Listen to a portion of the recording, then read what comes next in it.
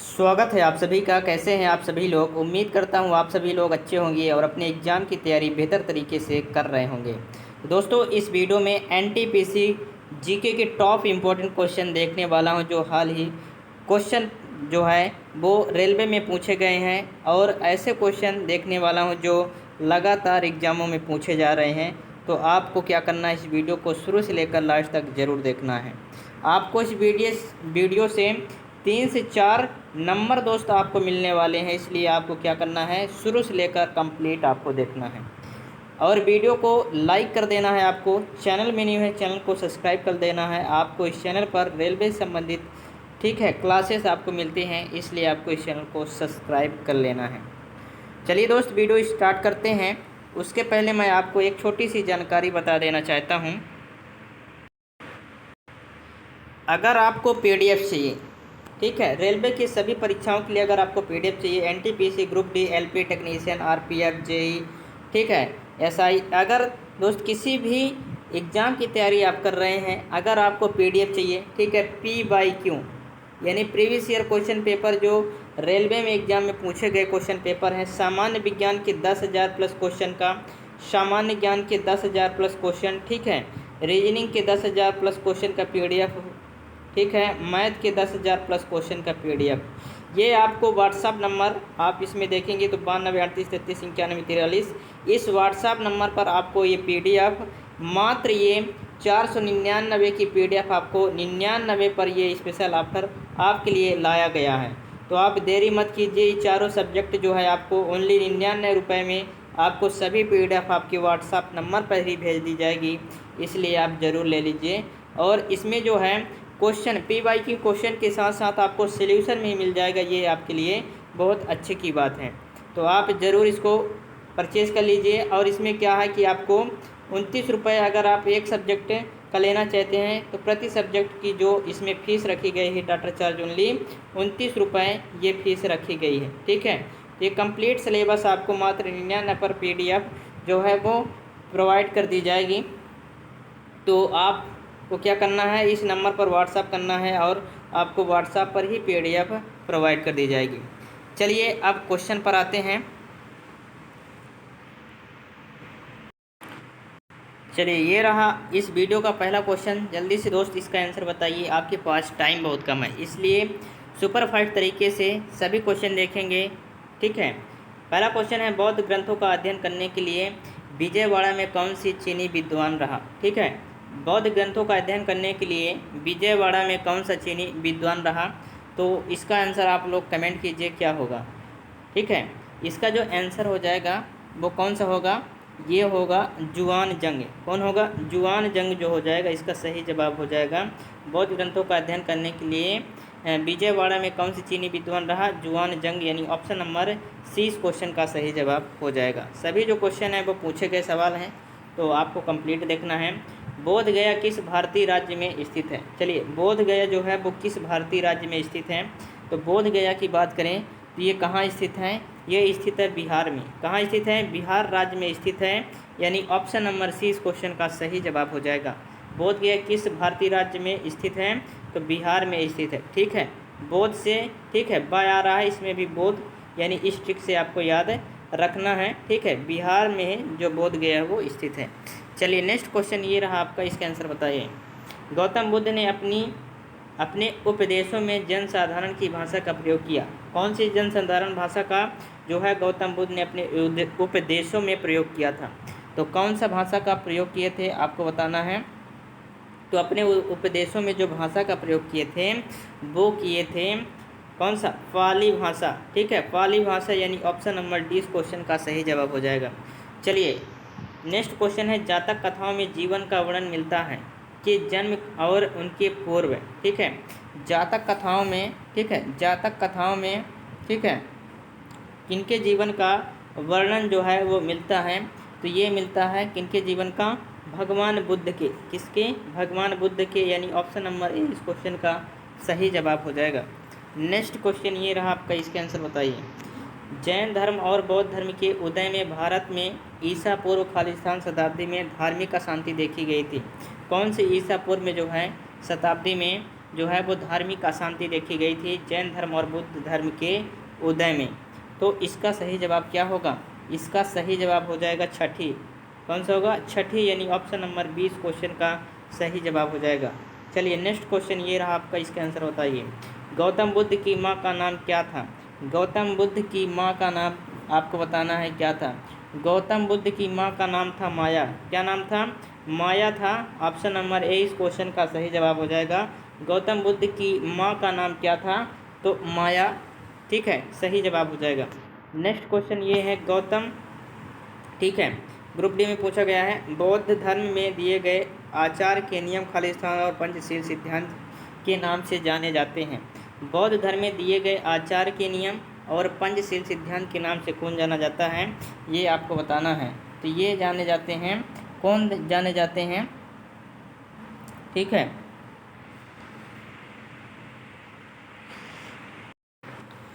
तो इसका सही जवाब हो जाएगा, क्या होगा?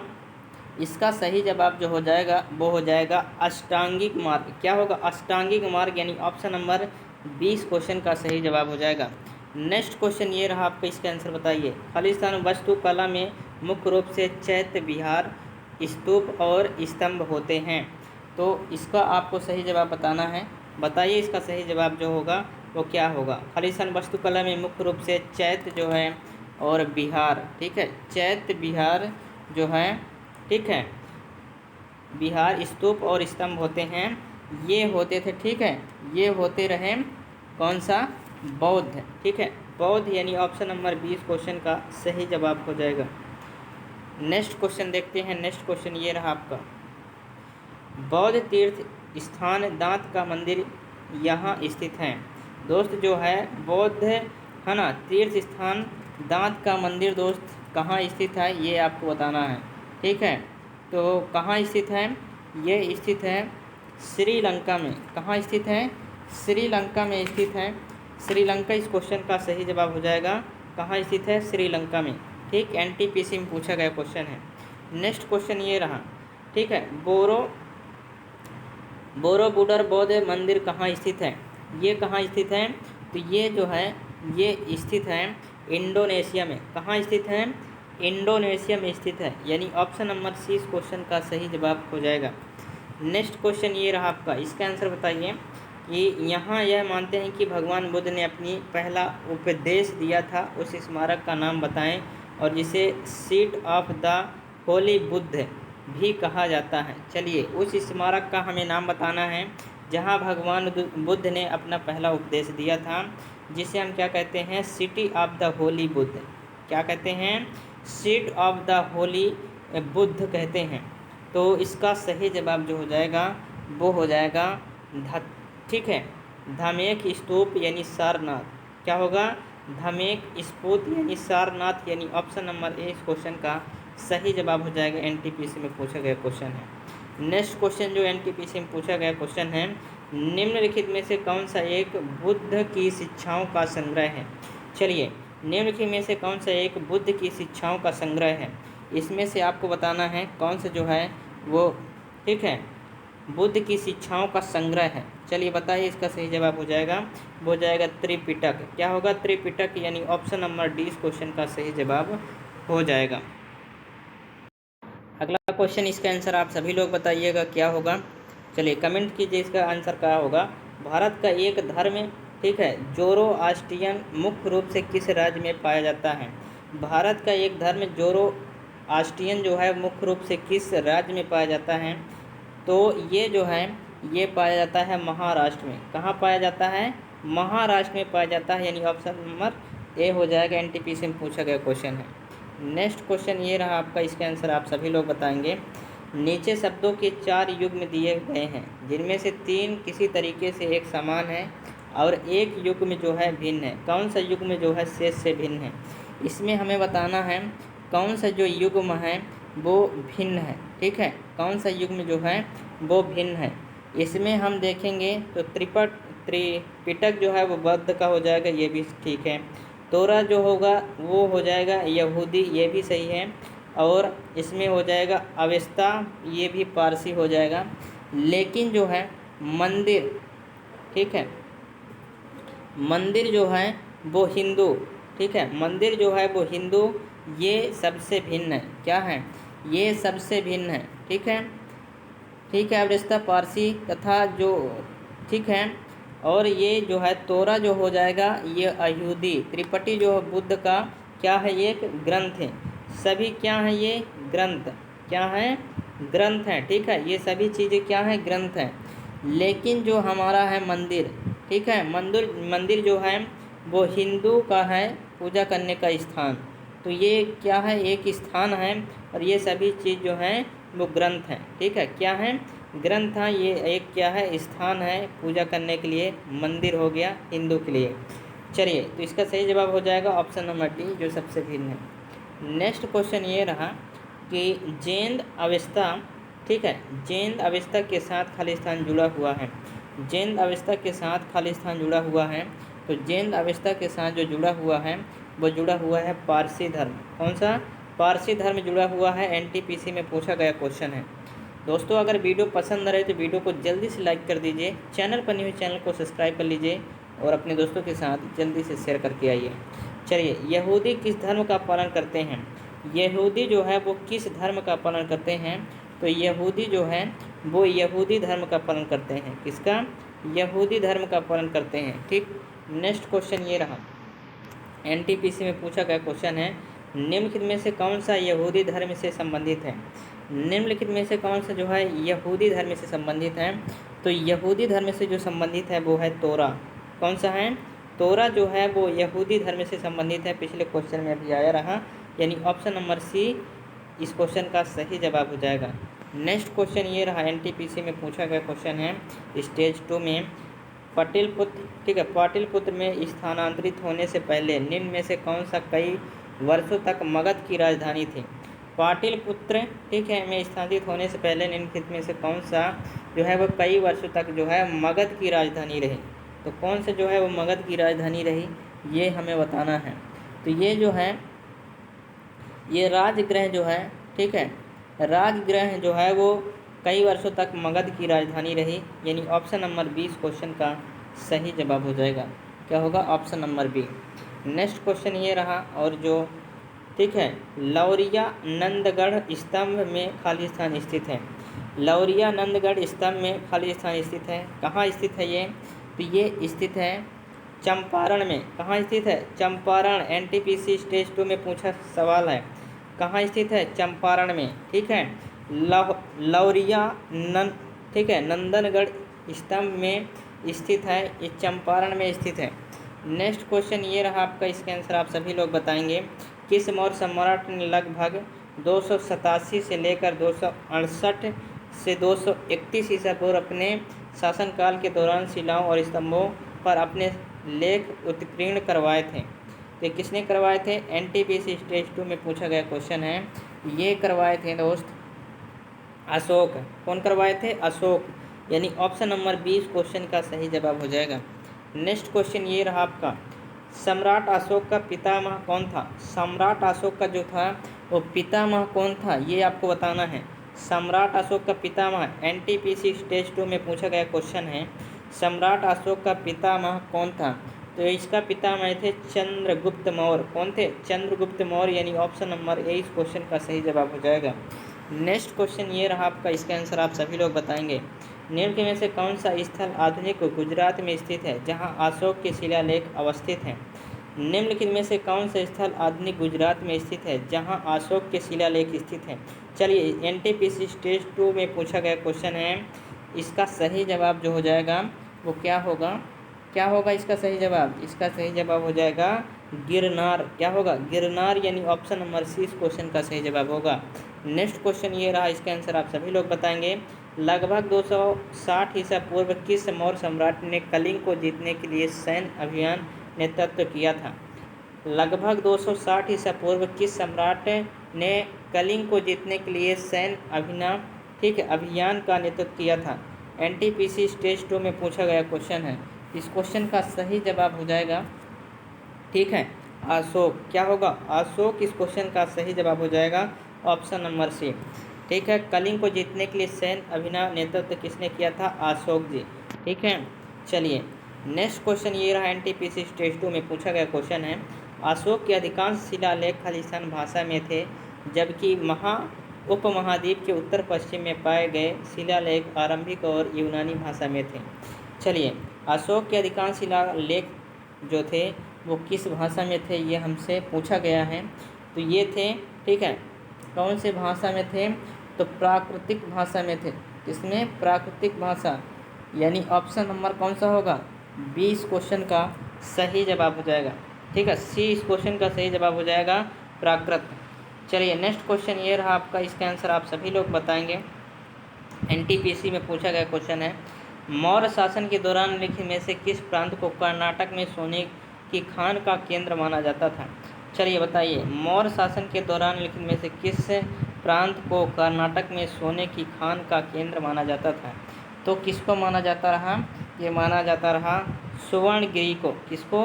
स्वर्ण का खदान जो है वो माना जाता रहा सुवर्णगिरी को, यानी ऑप्शन नंबर ए इस क्वेश्चन का सही जवाब हो जाएगा।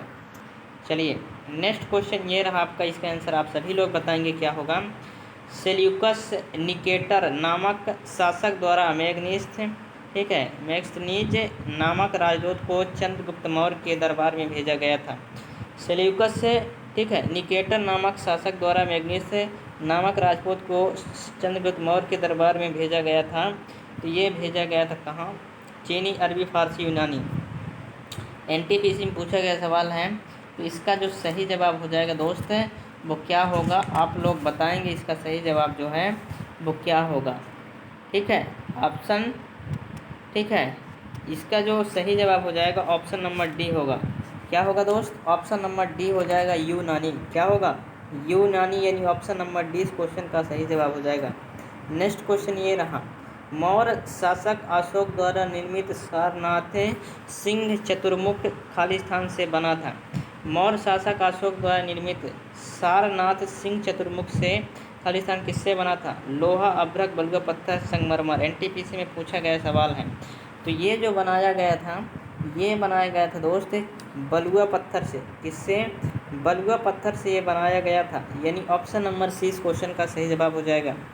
ठीक, नेक्स्ट क्वेश्चन, 326 ईसा पूर्व में भारत का आक्रमण करने के लिए सिकंदर ने सबसे पहले निम्नलिखित में से किस नदी को पार किया था? ठीक है, 326 ईसा पूर्व में भारत पर आक्रमण करने के लिए सिकंदर ने सबसे पहले निम्नलिखित में से किस नदी को पार किया था? तो एनटीपीसी में पूछा गया सवाल है। तो ये सबसे पहले जो नदी को पार किया था वो पार किया था सिंधु नदी को। किसको? सिंधु नदी, यानी ऑप्शन नंबर ए इस क्वेश्चन का सही जवाब हो जाएगा। ठीक है, नेक्स्ट क्वेश्चन ये रहा, खालिस्तान मध्य प्रदेश में भगवान बुद्ध के सम्मान में सम्राट अशोक द्वारा बनाया गया बौद्ध स्मारक है। तो सम्राट अशोक द्वारा बनाया गया कौन सा स्मारक जो है मध्य प्रदेश में स्थित है? ठीक है, धामक स्पोत, बविंकोड़ा स्पोत, महाबोधि स्पोत, सांची स्पोत। एनटीपीसी में पूछा गया क्वेश्चन है। तो जो मध्य प्रदेश में स्थित है वो सांची स्पोत स्थित है। कौन सा है? सांची स्पोत, यानी ऑप्शन नंबर डी इस क्वेश्चन का सही जवाब हो जाएगा। नेक्स्ट क्वेश्चन ये रहा, सांची के स्पोत का निर्माण किसने कराया था? सांची के स्पोत का निर्माण किसने कराया था? एनटीपीसी में पूछा गया क्वेश्चन है।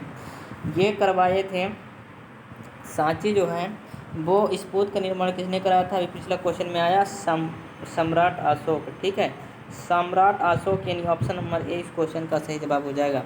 नेक्स्ट क्वेश्चन, तो दोस्तों आज इस वीडियो में इतने ही क्वेश्चन करते हैं। अगर आपको पीडीएफ चाहिए कंप्लीट, ठीक है, रेलवे की सभी परीक्षाओं के लिए अगर आपको पीवाईक्यू पीडीएफ चाहिए, NTPC, group D, LP technician, RPF, JE SI, किसी भी पोस्ट के लिए पीडीएफ चाहिए आपको, सामान्य विज्ञान के 10,000 प्लस क्वेश्चन पीवाईक्यू। ठीक है, पीवाईक्यू क्वेश्चन जो सोल्यूशन सहित रहेगा, सामान्य विज्ञान 10,000 प्लस क्वेश्चन, रीजनिंग के 10,000 प्लस क्वेश्चन और गणित के 10,000 प्लस क्वेश्चन। अगर आपको कंप्लीट पीडीएफ चाहिए तो ये आपको मात्र 99 रुपये में ये स्पेशल ऑफ़र आपके लिए लाया गया है और इसकी फ़ीस जल्द ही 499 हो जाएगी। तो अगर आपको चाहिए पीडीएफ कंप्लीट चारों सब्जेक्ट का तो आपको 99 रुपये दोस्त ये फ़ीस आपको पेड करनी पड़ेगी। ये व्हाट्सअप नंबर दिया गया है। ठीक है, इस व्हाट्सअप नंबर पर आप मैसेज कर सकते हैं और इसी में आपको पीडीएफ भेज दी जाएगी। ठीक है, इस व्हाट्सअप नंबर पर आप मैसेज करेंगे और यहीं पे आपको पीडीएफ भेज दी जाएगी। अगर आपको एक सब्जेक्ट पर्टिकुलर एक सब्जेक्ट का चाहिए तो मात्र आपको 29 रुपये में ये PDF आपको भेज दी जाएगी। सामान्य विज्ञान का 29 रुपये में ओनली आपको ये भेज दी जाएगी। रीजनिंग 29 रुपये और गणित जो है वो 29 रुपये में ये आपको PDF प्रोवाइड कर दी जाएगी। तो चलिए दोस्त, वीडियो कैसी लगी आपको कमेंट में ज़रूर बताना है। वीडियो अगर अच्छी लगे तो वीडियो को आपको लाइक करना है, चैनल पर न्यू है चैनल को सब्सक्राइब करना है, और इस वीडियो को अपने दोस्तों के साथ जितने भी ग्रुप पर आपके पहुँचे सभी पर इस वीडियो को शेयर कर दीजिए। चलिए मिलते हैं नेक्स्ट वीडियो में, तब तक के लिए जय हिंद, वंदे मातरम।